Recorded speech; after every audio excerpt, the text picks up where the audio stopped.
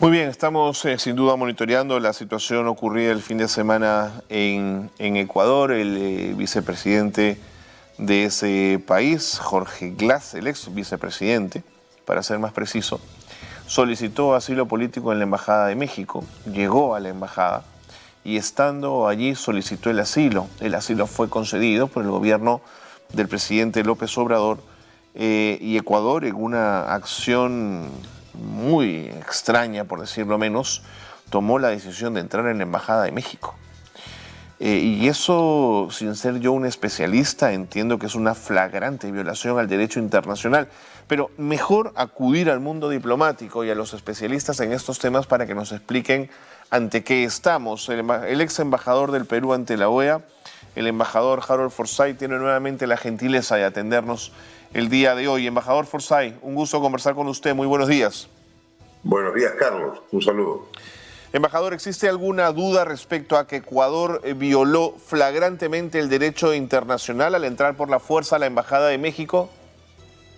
No, ninguna, pues lo que ha ocurrido es una cosa, la verdad, horripilante, indescriptible. Personalmente nunca en mi vida he visto algo parecido. Pero el tema es que los dos países hermanos van a un proceso que habrá que remontar pausadamente y que no tiene una solución a corto plazo. Pero el Ecuador, el presidente del Ecuador, Noboa, el joven presidente, con quien muchos a quien muchos veíamos con simpatía, sin duda, por el problema gravísimo que le tocó ocurrir tan pronto al inicio de su mandato. Pero esto lo ha hecho deslegitimarse enteramente ante el mundo. Ha quedado muy mal y él solito se ha puesto en una enredadera terrible, ¿no? Embajador, en el mundo diplomático la ruptura de las relaciones diplomáticas es la última ratio en el marco de las tensiones que se producen entre dos estados. En este caso quería preguntarle, ¿habría otra opción o solo cabe la ruptura de las relaciones diplomáticas? Y en tal caso, ¿cómo se recomponen las mismas para poder volver a la normalidad, digamos? Ya, ante una situación como esta, evidentemente la ruptura es lo único que le quedaba al presidente López Obrador, ¿no? Es obvio que él no hubiera querido llegar a ese extremo, pero no le quedaba más remedio. Ahora, algunos países, muy pocos, ¿no?, han hablado de que, bueno, hay que reconstruir el diálogo. Por ejemplo, el comunicado peruano, que sí, naturalmente, bueno, rechaza la acción ecuatoriana, sin mencionar el nombre, pero en fin, habla del derecho internacional, etcétera, pero termina diciendo que hay que restaurar el diálogo. No, eso es una cosa que no viene al caso. Aquí no hay diálogo posible mientras se mantenga una situación anormal. Claro. Entonces, usted me dice, si queremos una solución a corto plazo, la solución, ¿qué cosa sería? Que el Estado ecuatoriano devuelva al asilado a la embajada de inmediato, en perfectas condiciones, y dando garantías de que esto no va a suceder y que al mismo tiempo hay una disculpa al Estado mexicano. Muy bien, eso es lo que debería ocurrir para que el tema se solucione entre comillas. El territorio de una embajada es plenamente soberano, ¿no, embajador? Eso es territorio mexicano. Claro. Lo que ha hecho el Ecuador es invadir territorio mexicano, seguramente con el respaldo de algunas personas en el Ecuador, o de muchas personas, o de miles de personas, que ven con desesperación cómo el crimen organizado ha tomado el país, en un país tradicionalmente pacífico. Y el crimen organizado realmente lo ha tomado, es una realidad, lo ha tomado el narcotráfico, lo ha tomado la trata y en fin, y el lavado de activos, todas las desgracias propias del crimen transnacional. Pero no por eso se puede aplaudir. Inclusive hay aquí en el Perú algunos congresistas que han salido a aplaudir eso, y alguna gente que lo aplaude, que no debemos darle mucha importancia a eso, es simplemente desconocimiento. No, pero embajador, digamos, es un desconocimiento peligroso porque, digamos, es verdad que uno puede intuir o sentir que se teje un manto de impunidad cuando un investigado de la justicia se asila en una embajada, pero es que también es una fórmula que permite a los inocentes poder refugiarnos en una embajada cuando un Estado, por ejemplo, es represor, o cuando hay una dictadura, o cuando hay violación de derechos humanos. Es decir, ganas también por el otro lado, ¿no es cierto? Bueno, por supuesto que sí. Pues además podrá haber sido delincuente de acuerdo con los tribunales ecuatorianos, pero el que determina si abre o no las puertas de su embajada para asilar a una persona es el país asilante, claro. En este caso México. Claro. Entonces es irrelevante lo que hayan dicho los tribunales ecuatorianos. El señor Glass, el ex vicepresidente Glass, está en calidad de asilado. Ahora, México lo asila. Eso a mí en mi vida diplomática me ha pasado más de una vez. Claro.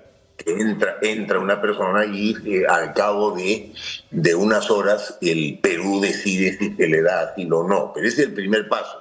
El segundo paso es que él pueda salir del Ecuador con un salvoconducto. Eso depende del Ecuador. Desde diciembre estaba asilado en la Embajada de México. Sí. Y ahora, ya en abril, el Ecuador no concedía el asilo. Bueno, esto hubiera podido alargarse sine die, como fue el caso, por ejemplo, de este individuo Assange, que se quedó tanto tiempo, años en la Embajada de Ecuador en Londres, y a nadie se le ocurrió, a ningún agente inglés se le ocurrió ingresar a la Embajada ecuatoriana. Ahora, embajador Forsyth, cualquier juez o jueza del Ecuador que tenga que juzgar al ex vicepresidente Glass, lo primero que va a resolver, si es un juez conforme a ley, es que la detención o la forma de la detención es irrita, es ilegal, no ha generado un efecto jurídico, digamos, hay que dejarlo en libertad inmediatamente por la forma de su detención. Muy buen punto, Carlos. Vamos a ver cómo reacciona la justicia ecuatoriana y cómo tiene el coraje necesario para resistirse ante la presión popular. No creo de la prensa, porque la prensa ecuatoriana es una prensa bastante libre, lo ha demostrado en el pasado, pero veamos, sí, es un buen punto. La justicia ecuatoriana estaría actuando con lo que se llama el fruto envenenado. Exactamente. Sí, ahora, no podría actuar. Tendría que restaurarse el vicepresidente Glass a su condición de asilado. Y por otro lado hay un tema que no se ha mencionado, más allá de la violación de la soberanía de un Estado. La Embajada de México en Ecuador es territorio mexicano, ¿no? Dos asuntitos muy importantes. Esa noche, en esa residencia de la Embajada, estaría en una residencia, y yo he sido embajador, he tenido el honor de ser embajador en 6 países. En la noche, la residencia de una embajada no es una fortaleza. En la noche debe haber habido ahí probablemente la embajadora de México, que había sido declarada persona no grata y que tenía horas más para abandonar el país, de regreso a México. Había un segundo de la embajada que estaba ahí, el ministro de la embajada, el señor Canseco, y probablemente 1 o 2 personales de servicio a esa hora, de repente un mayordomo, una mucama o algo así. Eso es todo.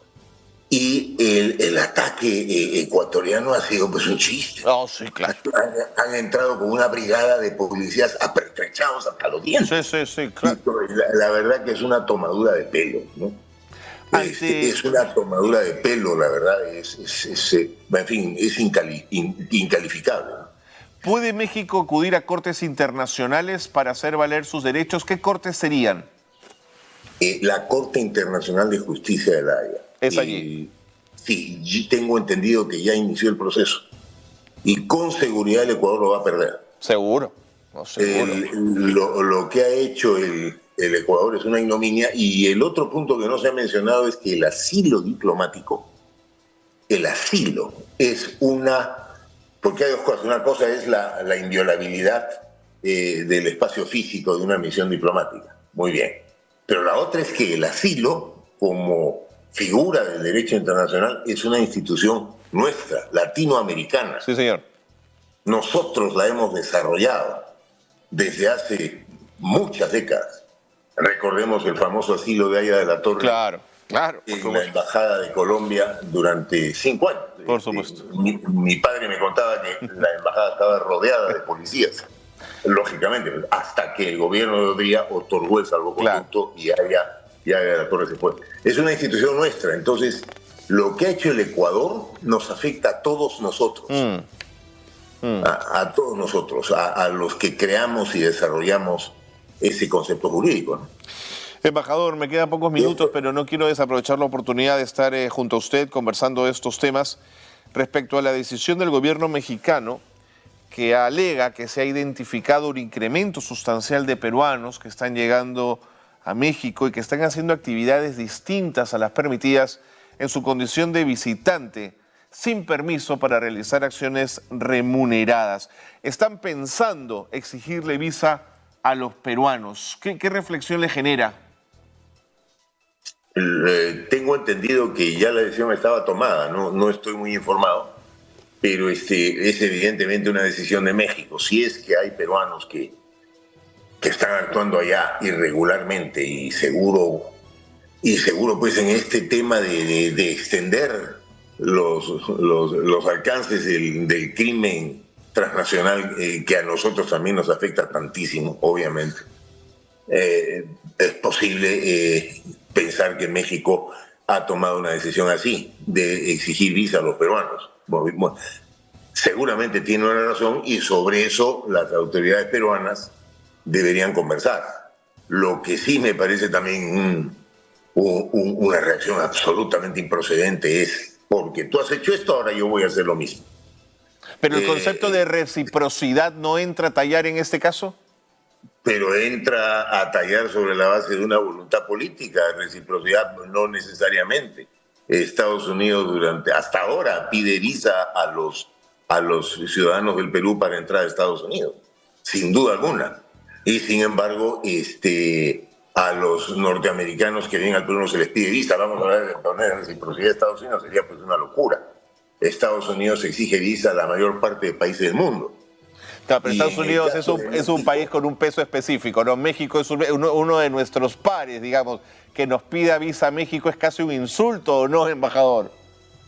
Depende pues de la situación y de las razones que puede haber tenido México para hacer eso. Por eso es que es necesario conversar. Pero pretender aplicarle exactamente la misma medida a quien perjudica básicamente es a los peruanos. Así es, así es. A los peruanos que naturalmente reciben una cantidad importante, un flujo turístico importante de mexicanos, y a los negocios. O sea, nosotros somos los más perjudicados. México es un país muy grande, finalmente muy rico, es un país miembro del G20, no es que tenga mucho que perder. Los grandes perjudicados somos nosotros, es tratar de ponernos de igual a igual, cuando además en el Perú en este momento, seamos realistas, somos pues el paria de la comunidad internacional. Buen punto. Paria de la comunidad, buen punto. Ahora, del super papelón. De acuerdo, pero... Especialmente, Carlos, después del super papelón que estamos haciendo con esta colección de relojes. De relojes. Y con un gobierno, literalmente, y cuánto nos duele decir esto, Carlos, con un gobierno que no da para más. Embajador, pero usted sabe que mientras lo escuchaba no podía dejar de pensar, hablando de superpapelones, cuando Blacker Miller le dice a los españoles, pídannos visa, ¿no? Es como someterse, digamos, a la decisión de otro Estado, pedir, en contra de los ciudadanos, porque nos hizo muchísimo daño el acceso libre que teníamos a España a partir del 93, se nos fue conculcado. ¿Recordará usted eso? Lo conozco a la perfección y fue el horror. Producto naturalmente del desconocimiento, de la incompetencia, y inmediatamente España aceptó y empezaron largos años mediante los cuales los peruanos tenían que hacer cola. Así y eso es. Después, cuando vino el acuerdo de Schengen, se extendió a toda Europa. Fue una cosa horripilante eso. Felizmente ya se superó. Me parece que ahora hasta Inglaterra los peruanos podemos ingresar sin visa. Pero habría que ver qué razones ha tenido México para hacer esto. De acuerdo. Pero sí, me parece interesante. Pero el Perú no puede reaccionar con la misma vara, sobre todo sin medir las consecuencias. Embajador Forsyth, gracias por ayudarnos a entender un poquito más estos temas de derecho internacional y estos otros asuntos que hemos visto en las relaciones peruanas con sus pares. Gracias por haber estado con nosotros. Encantado, Carlos. Harold Forsyth, ex embajador del Perú ante la OEA, conversando con nosotros sobre la arbitraria y torpe decisión ecuatoriana de entrar en territorio mexicano, en su embajada, para sacar de allí a un investigado por la justicia. Aunque nos guste o no nos guste, aunque sea un corrupto o no un corrupto, aunque sea quien entra a una embajada y recibe el asilo, pues tiene la protección y la inmunidad, y eso hay que garantizarlo, ¿no es cierto? Recuerden, Alan García fue a la embajada de Uruguay a pedir asilo y los uruguayos sabían pues que las investigaciones que tenía este señor en contra no calzaban de ninguna manera para que al final no le dieran el asilo, ¿no? Terminó saliendo de la embajada con el rabo entre las piernas porque era una vergüenza mayor. Uruguay había reconocido que a ese señor no se le da el asilo diplomático y tuvo que salir. Bueno, el caso está ahí y lo recordamos todos con claridad.